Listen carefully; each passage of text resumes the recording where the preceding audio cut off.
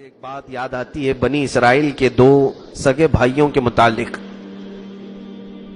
دو سگے بھائی تھے، اس میں سے ایک کافر تھا، ایک ایمان والا تھا. ایک اللہ کی عبادت کرتا تھا صبح شام، اور دوسرا تھا کہ وہ بتوں کی پوجا کرتا تھا. لیکن دونوں کے مال میں بڑا فرق تھا. یہ بہت عبرت والی چیز ہے. دونوں مچھلیاں پکڑنے کا کام کرتے تھے. مچھلیاں پکڑنے کے لیے جب سمندر میں جال ڈالتے، اس کافر کی جال میں سینکڑوں مچھلیاں آتی تھی، اور اس مومن کی جال میں ایک یا دو مچھلیاں آتی تھی. کبھی جال میں مچھلی نہیں آتی.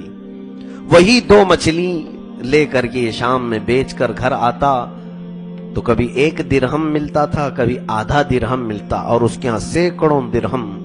گھر بھی عالی شان، اور اس کے ہاں کھانوں کے طرح طرح طبق سجتے تھے، اور یہ فاقہ کشی میں زندگی گزارتا تھا. ایمان والا تھا.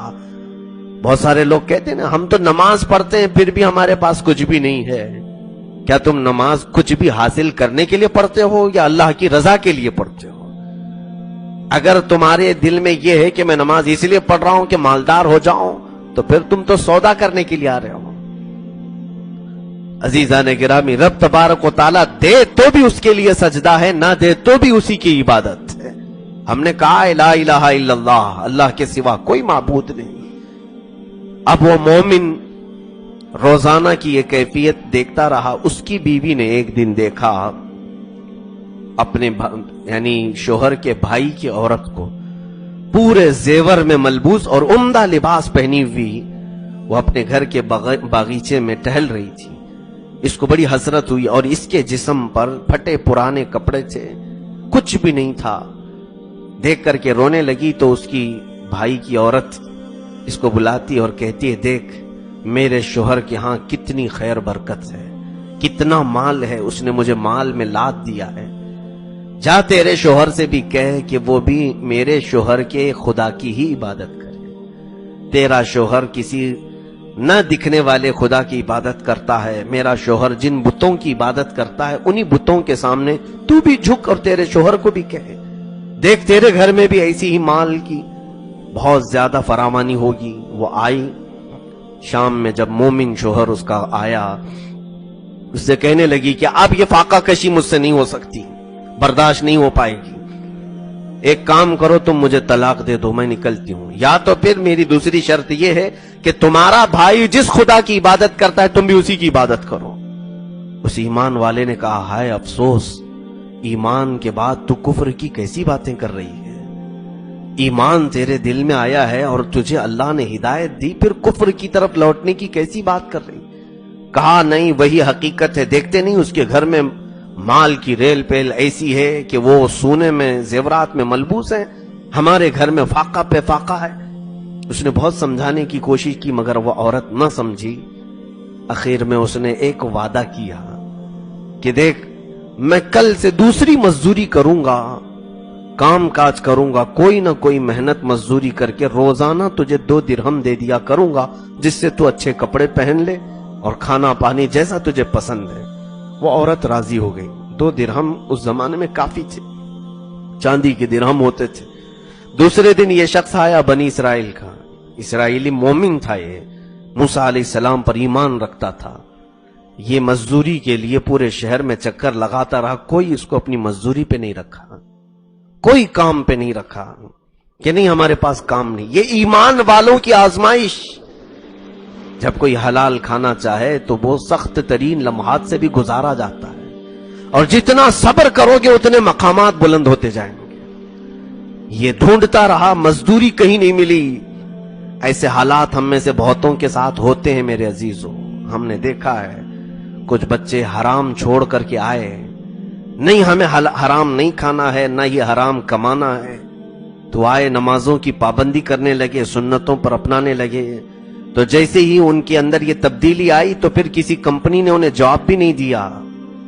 وہ ادھر ادھر گھومتے رہے. پھر ہمارے پاس آئے، کہا کہ ہم نمازوں کی پابندی کر رہے ہیں آپ کے کہنے سے، داڑھی رکھ لیا لیکن اب کہیں جاب ہی نہیں ملتی. میرے عزیزو، یہی تمہارے صبر کے لمحات ہیں، یہی تمہاری آزمائش کا وقت ہے. تھوڑے دن اور برداشت کر لے جاؤ، پھر میرے مولا کے جو انعامات ہیں وہ تم سنبھال بھی نہیں پاؤ گے. وہ مومن ڈھونڈتا رہا لیکن مزدوری کہیں نہیں ملی. وہ تھک ہار کر کے آیا, عبادت کرنے لگا, وقت گزارا دوپہر سے شام تک. پھر اپنے گھر واپس آیا, بیوی سے کہا کہ ٹھیک ہے میں مزدوری کے لیے نکلا ہوں اور مجھے مزدوری مل گئی ہے. اس نے کہا کہاں ملی ہے؟ کہا بادشاہ کے محل میں مل گئی ہے. کہا پھر اجرت؟ کہا بادشاہ نے کہا 30 دن کے بعد دوں گا, تنخواہ تو 30 دن بعد ملتی ہے, 30 دن کے بعد اجرت دوں گا. بی بی صبر کرنے لگ گئی, ٹھیک ہے 30 دن. یہ 30 دن تک نہیں بلکہ 29 دن تک تلاش کرتا رہا, اسے مزدوری نہیں ملی. ہر دن ادھر ادھر جاتا اور مایوس واپس لوٹتا اور پھر مسجد میں بیٹھ جاتا, رب ذوالجلال کو پکارتا. 30ویں دن ایسا ہوا کہ ایک یہودی شخص اس سے ملاقات ہوئی. وہ بڑھئی کا کام کرتا تھا, لکڑیوں کا کام. اس بندے نے کہا اس یہودی سے کہ تو دیکھنے میں بڑا اچھا انسان لگتا ہے, کیا تو مجھے مزدوری پہ رکھ لے گا؟ اس یہودی نے کہا ہاں میں مزدوری پہ رکھ لوں گا, ایک شرط ہے, تنخواہ تو میں دے دوں گا لیکن کھانا پانی میرے گھر میں نہیں ملے گا. ہاں ٹھیک ہے. 30ویں دن اس نے اس یہودی کے گھر میں مزدوری کر لی, کام کاج لگ گیا, نوکری لگ گئی. وہ شام میں اس کو روزانہ کی تنخواہ کی بات ہوئی تھی. اب وہ روزانہ جو تنخواہ دینے والا تھا یہودی, وہ تنخواہ دینے کی بات ابھی چلی رہی ہے. ادھر اس کی بیوی نے 29ویں دن کہہ دیا تھا اپنے شوہر سے کل آخری دن ہے, اگر تم نے پوری مزدوری نہیں لائی تو مجھے طلاق دے دینا, میں اسی خدا کی عبادت کروں گی جس کی عبادت تیرا بھائی کرتا ہے.